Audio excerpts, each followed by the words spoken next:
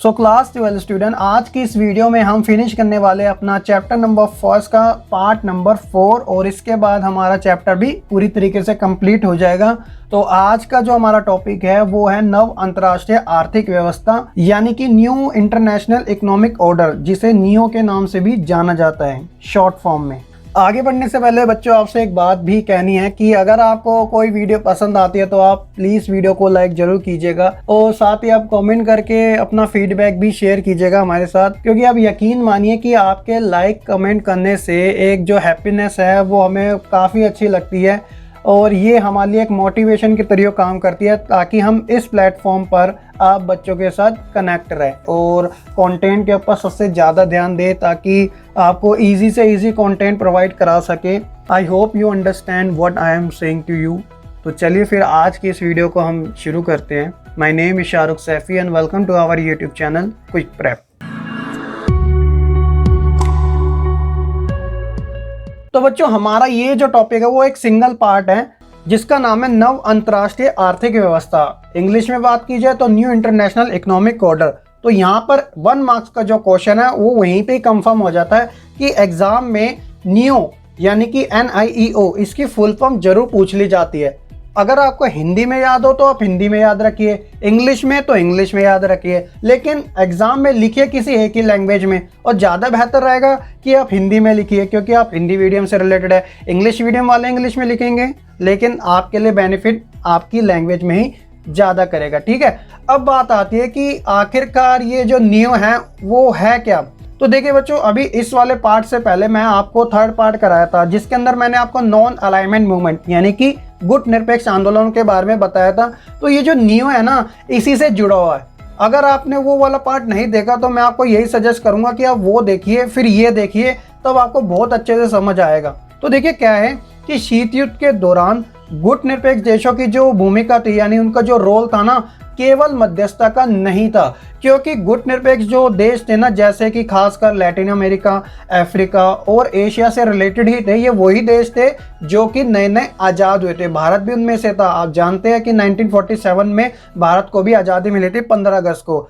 तो ये सारे जो देश थे इन्होंने एक ऐसे आंदोलन की स्थापना की जिसके अंदर वह दोनों ही महाशक्तियों से USSR और USA दोनों से अलग रहेगा। तो इनकी जो भूमिका थी वो मध्यस्थता की नहीं थी। कहने का मतलब कि इन दोनों कंट्रियों के बीच में शांति और सुरक्षा ये तो चाहते थे, लेकिन वह अपना विकास भी करना चाहते थे क्योंकि हालात जो थे वह इतने सही नहीं थे। तो बच्चों गुट निरपेक्ष आंदोलन में जो शामिल देश थे ना उन्हें अल्प विकसित देशों का दर्जा दिया गया था। अब आपके माइंड में ये आएगा कि ये अल्प विकसित देश क्या होते हैं। तो बच्चों यहाँ पर मैं आपको एक बात बता दूं कि विश्व के अंदर 2 ही देशों की ऐसी कैटेगरी है। पहली जो है वो है विकसित देश जो कि डेवलप हो चुके हैं और दूसरी है अल्प विकसित देश जो कि अंडर डेवलप है। ठीक है ना। और एक तीसरी कैटेगरी की भी कंट्रीज है जिसका नाम है विकासशील देश जो कि भारत जैसे देश है।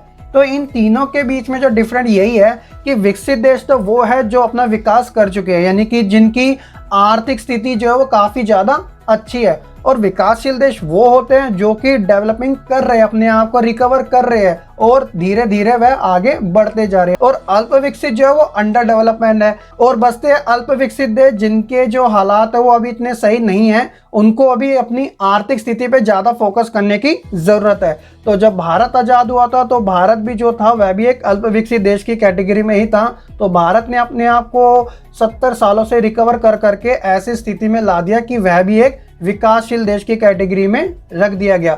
तो ये विकसित, विकासशील और अल्प विकसित जितने भी होते हैं ना, इनके जो कंपोनेंट होते हैं वो कुछ इस प्रकार के होते हैं कि इसमें प्रति व्यक्ति आय देखी जाती है, जनसंख्या वृद्धि देखी जाती है, मृत्यु दर, जन्म दर देखी जाती है, प्रशासनिक योग्यता देखी जाती है और समाज की कल्याणकारी नीतियां। ये सारे कंपोनेंट हैं जिसके आधार पर किसी देश को विकसित, विकासशील या फिर अल्प विकसित देश रखा जाता है। इकोनॉमिक के अंदर आप इन चीज़ों के बारे में ज़्यादा बेहतर समझ सकते हो। तो बच्चों अब ये बात आती है कि जब भारत जैसे देश आज़ाद हुए थे उस समय सेकेंड वर्ल्ड वॉर के समय जब शीत युद्ध चल रहा था तो इन अल्प विकसित देशों के सामने कुछ चुनौतियां थी। वो कौन कौन सी थी?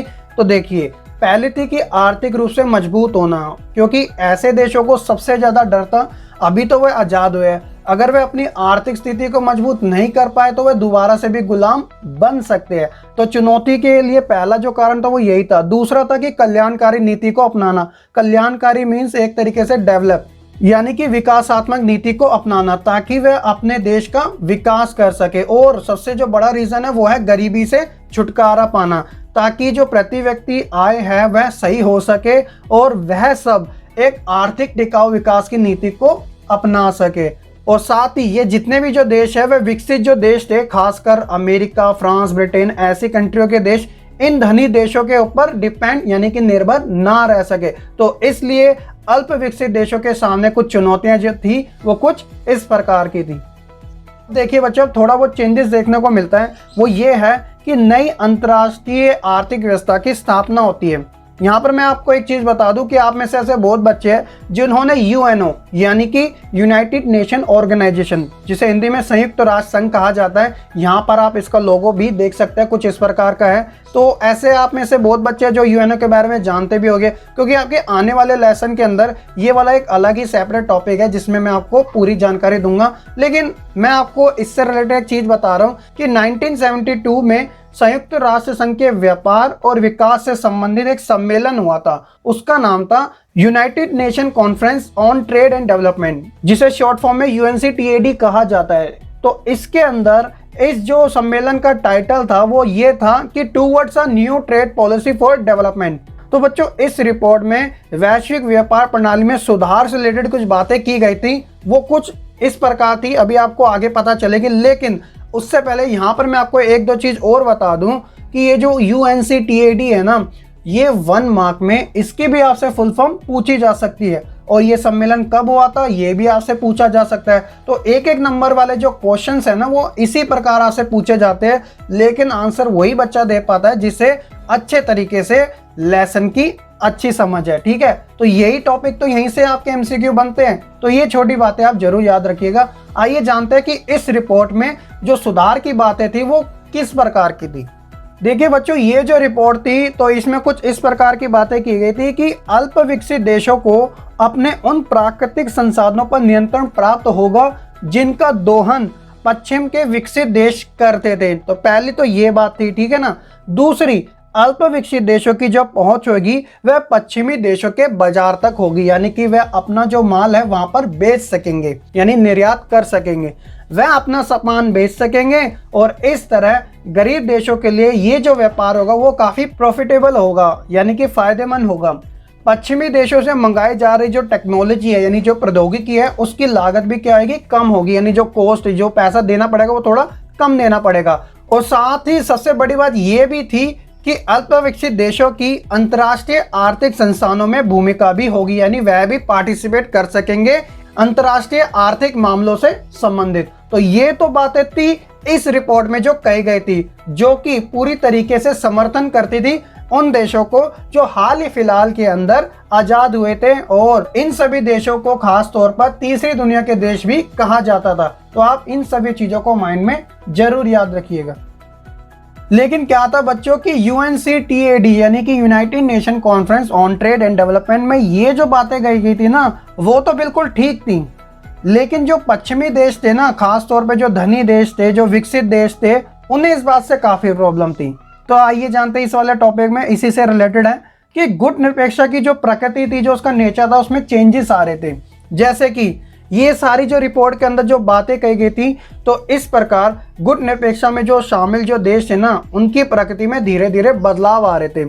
आर्थिक मुद्दों को अधिक महत्व दिए जाने लगा था। क्या था कि 1961 में जब गुट निरपेक्षता का पहला सम्मेलन हुआ था यूगोस्लाविया की राजधानी बेलग्रेड में, तब उसके लिए आर्थिक जो मुद्दे थे ना, इकोनॉमिकल इशू, वह ज्यादा इंपॉर्टेंस नहीं थे।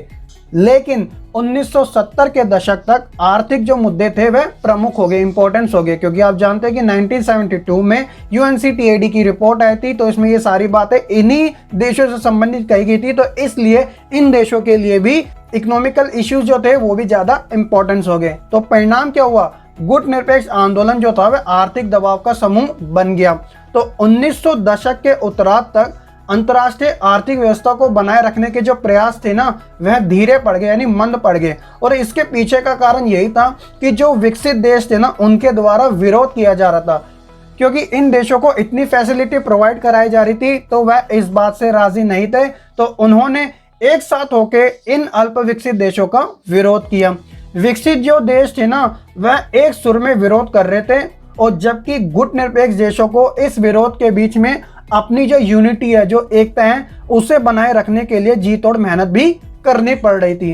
तो यही एक कारण था जिसके कारण जो ये प्रयास थे ना वह मंद पड़ते चले गए। तो बच्चों यही था आपका UNCTAD की रिपोर्ट के बाद जो प्रभाव पड़े इन अल्प विकसित देशों के ऊपर।